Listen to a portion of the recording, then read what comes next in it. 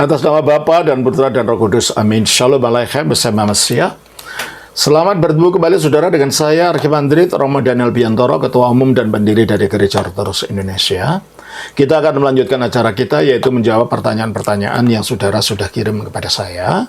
Kali ini pertanyaan berasal dari saudara David Topik. Pertanyaannya, Shalom Romo, Shalom Romo Daniel, Shalom. Semoga sehat selalu, terima kasih.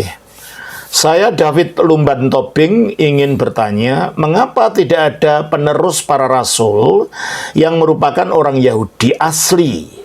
Seperti mereka yang meneruskan ajaran Kristen yang merupakan penggenapan ajaran dari ajaran Yahudi. Tercatat hanya Silas, Barnabas, Titus yang merupakan orang Yahudi. Hampir semua bapak-bapak gereja berasal dari Yunani, seolah-olah terjadi Helenisasi dalam tubuh kekristenan. Kalau bisa jawabannya di-post di YouTube ya Romo. Terima kasih Romo, Tuhan Yesus memberkati. Terima kasih Pak David. Setelah Yesus naik ke surga, yang pertama kali diangkat menjadi pimpinan gereja di Yerusalem, ditunjuk oleh Kristus, adalah Petrus. Kita lihat sesudah Yesus naik ke surga sebelum hari raya Pantekosta, di dalam Kisah Rasul pasal yang ke-1 ayat 12 sampai 15. Maka kembalilah rasul-rasul itu ke Yerusalem dari bukit yang disebut Bukit Zaitun, yang hanya seperjalanan Sabat jauhnya dari Yerusalem. Ya, dari menyaksikan Yesus naik ke surga ini ya, mereka pulang terus. Setelah mereka tiba di kota, naiklah mereka ke ruang atas, tempat mereka menumpang. Mereka itu ialah Petrus dan Yohanes, Yakobus dan Andreas, Filipus dan Thomas, Bartolomeus dan Matius, Yakobus bin Alfeus dan Simon orang Zelot, dan Yudas bin Yakobus. Mereka semua bertekun dengan sehati dalam doa bersama-sama dengan beberapa perempuan serta Maria ibu Yesus dan dengan saudara-saudara Yesus. Terus ayat 15. Pada hari-hari itu berdirilah Petrus di tengah-tengah saudara-saudara yang sedang berkumpul itu, kira-kira 120 orang banyak. Nah, setelah Yesus naik ke surga, para rasul kembali ke Yerusalem. Nah, sekarang mereka membutuhkan kepemimpinan. Tapi yang memang karena Petrus sudah ditunjuk, maka dalam pertemuan ini yang berdiri di tengah-tengah saudara-saudara adalah Petrus. Dan Petrus mengambil inisiasi untuk mengadakan pemilihan pengganti dari Yudas Iskariot. Terlihat di sini Petrus adalah pimpinan gereja di Yerusalem pada saat itu. Demikian juga setelah hari raya Pantekosta dan ketika banyak orang mengkritik para rasul itu seolah-olah mereka dianggap orang mabuk, maka dalam pasal 2 ayat 14 dikatakan, maka bangkitlah Petrus berdiri dengan ke-11 rasul itu, dan dengan suara nyaring ia berkata kepada ya, kenapa Petrus yang bangkit? Karena Petrus pimpinannya di gereja Yerusalem. Terus kita baca juga di dalam pasal yang ketiga ayat 11. 3 ayat 11. Karena orang itu tetap mengikuti Petrus dan Yohanes. Ya, Petrus dan Yohanes yang berperanan adalah pada awal-awal gereja di Yerusalem adalah Petrus. Tapi tak lama kemudian kelihatannya terjadi pergeseran. Karena ketika Petrus akhirnya dipenjara oleh para pemimpin agama Yahudi, dikatakan di dalam Kisah Rasul pasal yang ke-12. Ini kisahnya ketika Petrus keluar dari penjara ya. Ayat 12, benar, karena di atasnya dia di dalam penjara lalu ada mukjizat, malaikat datang, rantainya lepas dan pintu penjara terbuka dengan sendirinya dan akhirnya dia keluar dari penjara. Dan setelah keluar dari dalam penjara, ayat 12 mengatakan, dan setelah berpikir sebentar, pergilah ia ke rumah Maria ibu Yohanes yang disebut juga Markus. Jadi itu tempatnya masih ada, itu tempat di mana peristiwa Pantekosta terjadi di ruang atas. Mas sekarang kalau saudara ke Yerusalem masih ada tempat ini, ya. Jadi di sini tempat pertama kali orang Kristen mengadakan perkumpulan di rumahnya Yohanes Markus yang menulis Injil Markus. Terus kan? Di situ banyak orang berkumpul dan berdoa. Dan ketika ia mengetuk pintu gerbang, datanglah seorang hamba perempuan bernama Rode untuk mengetahui siapa yang mengetuk itu. Ia terus mengenal suara Petrus, tetapi karena girangnya ia tidak membuka pintu gerbang itu. dan segera masuk ke dalam untuk memberitahukan bahwa Petrus ada di depan pintu gerbang. Maka kata mereka kepada perempuan itu, "Engkau mengigau." Ya, karena mereka tidak percaya. Masa sih Petrus kan ada di dalam penjara, kok kamu bilang dia ada di depan pintu? Terus? Akan tetapi ia tetap mengatakan bahwa benar-benar demikian. Kata mereka, "Itu malaikatnya." Ya, dia sangka kan orang kelihatannya gereja purba percaya pada setiap orang yang percaya ada malaikat yang menunggunya, yang menyertainya. Terus? Tetapi Petrus terus-menerus mengetuk, dan ketika mereka membuka pintu dan melihat dia, mereka tercengang-cengang. Tetapi Petrus memberi isyarat dengan tangannya supaya mereka diam. Lalu ia menceritakan bagaimana Tuhan menuntunnya keluar dari penjara. Katanya, "Beritahukanlah hal ini kepada Yakobus dan saudara-saudara kita." Lalu ia keluar dan pergi ke tempat lain. Kenapa Yakobus? Kelihatannya di sini mulai ada pergeseran kepemimpinan di gereja Yerusalem. Petrus pergi ke tempat lain. Dan menurut catatan sejarah, akhirnya dia menjadi pimpinan dari gereja di Antioquia. Selama 7 tahun, baru dia pergi ke Roma. Jadi, gereja Yerusalem akhirnya dipimpin oleh Yakobus. Ya, dan itu terbukti lagi ketika Paulus dengan Lukas berkunjung ke Yerusalem di dalam Kisah Rasul pasal yang ke-21, ayatnya yang ke-17. Petrus dan rombongannya tiba di Yerusalem, ayat 15 sampai 18. Sesudah beberapa hari lamanya tinggal di Kaisarea, berkemaslah kami. Kami di sana berarti penulisnya ikut pada waktu ini, yaitu Lukas. Berarti dari, bagian dari kata-kata kami ini menunjukkan penulis dari Injil Lukas ini, Kisah Rasul ini ikut bersama rombongan Paulus. Berarti Lukas bukan orang yang tidak tahu para rasul. Dan kalau dia menulis Injilnya, berarti dia mendapat sumbernya dari para rasul dan orang-orang pelaku sejarah di Yerusalem itu. Karena dia ikut dalam rombongan menuju ke Yerusalem ini. Terus? Lalu berangkat ke Yerusalem. Bersama-sama dengan kami turut juga beberapa murid dari Kaisarea. Mereka membawa kami ke rumah seorang yang bernama Manason. Ia dari Siprus dan sudah lama menjadi murid. Kami akan menumpang di rumahnya. Ketika kami tiba di Yerusalem, semua saudara menyambut kami dengan suka hati. Pada keesokan harinya, pergilah Paulus bersama-sama dengan kami mengunjungi Yakobus. Semua penatua telah hadir di sini. Berarti Yakobus sudah menjadi pimpinan gereja di Yerusalem. Karena ke Yerusalem, Paulus menemui Yakobus, dan ada penatua, ada presbiter mengelilingi Yakobus.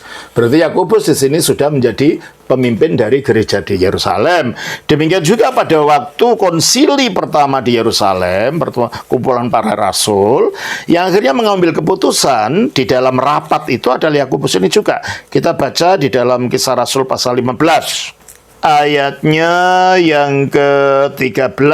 Setelah rapat macam-macam tadi, akhirnya kesimpulannya ayat 13. Setelah Paulus dan Barnabas selesai berbicara, berkatalah Yakobus, "Hai saudara-saudara, dengarkanlah aku." Dan seterusnya. Berarti di sini yang mengambil kepemimpinan dalam rapat adalah Yakobus, yang menunjukkan Yakobus adalah pimpinan gereja di Yerusalem pada saat itu. Nah, akhirnya Yakobus mati syahid. Orang-orang Yahudi menganggap bahwa Yakobus masih tetap mengikuti ajaran Taurat. Diketahuilah bahwa, dan mereka percaya menghormati dia. Suatu hari dia diminta untuk naik, untuk berdoa, dibawa ke hubungan bait Allah, disuruh menyatakan siapa Yesus. Akhirnya dia mengatakan Yesus adalah Mesias dan dia percaya pada Yesus. Saya diseret ke bawah, akhirnya dilempari dengan batu, akhirnya Yakobus mati. Dan setelah matinya, sesudah kemartiran dari Yakobus ini, Yerusalem mengalami penyerbuan, diserbu oleh Jenderal Titus pada tahun 70 Masehi. Dikatakan dari para rasul dan murid-murid Tuhan yang masih tinggal di sana bersama dari semua wilayah dan dengan orang-orang yang masih merupakan familinya Kristus secara daging. Karena kebanyakan dari mereka masih hidup, maka mereka mengadakan rundingan siapa yang menggantikan Yakobus sebagai patriark Yerusalem yang pernah pimpinan gereja Yerusalem yang masih berdarah Yahudi. Maka mereka semua dengan satu suara menyatakan Simeon, anak dari Klopas. Klopas itu suaminya Maria yang disebut saudaranya Bunda Maria. Coba kita baca di dalam Yohanes pasal yang ke-19 ayatnya yang ke-25. Dan dekat salib Yesus berdiri ibunya Maksudnya Bunda Maria, Theotokos. Terus? Dan saudara ibunya.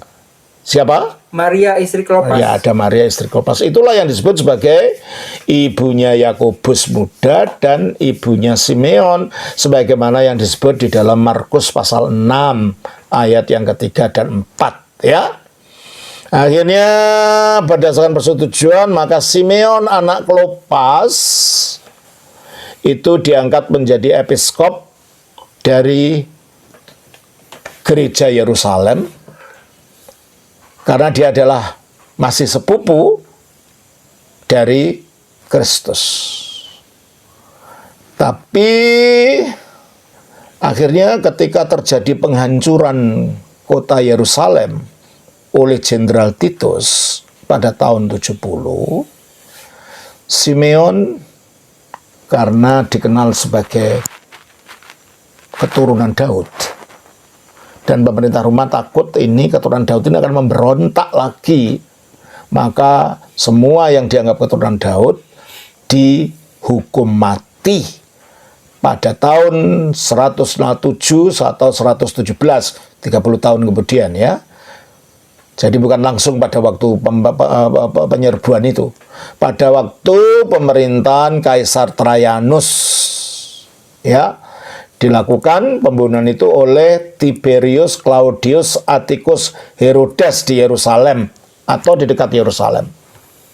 Tapi ada lagi yang mengatakan mungkin itu ada kekeliruan oleh Eusebius, karena yang menjadi utusan untuk memerintah Yerusalem waktu itu di provinsi Yudea pada saat itu adalah Quintus Pompeius Valiso antara tahun 105 sampai 107 Masehi.